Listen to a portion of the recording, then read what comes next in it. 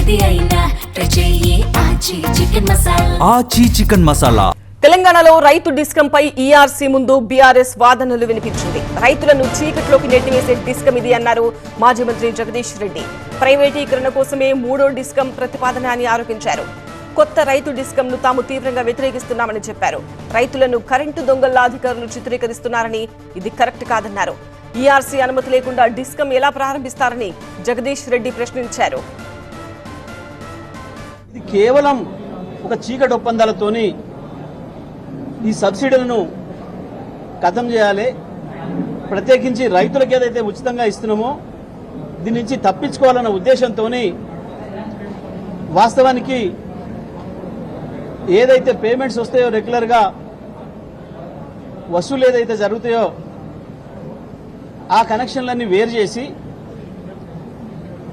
కేవలం సబ్సిడీలు ఇచ్చే కనెక్షన్స్ను వేరు చేసి ఒక పథకం ప్రకారం వాటిని వేరే వాళ్ళకి అప్పచెప్పడం కొరకు పూర్తి ప్రైవేటీకరణ చేయడం కొరకు చేసే కుట్రలో భాగంగానే ఇవాళ ఈ మూడవ డిస్కాం ప్రతిపాదన తప్ప ఇంకోటి కాదు. దీని మీద పెద్ద ఎత్తున యుద్ధానికి సిద్ధం కావాలి తప్ప రైతాంగం మీరు ఊరుకొని కూర్చుంటే మాత్రం మార్గం లేదు. ఈ ప్రభుత్వం ఇదే పద్ధతిలో దుర్మార్గంగా ముందుకు పోతుంది.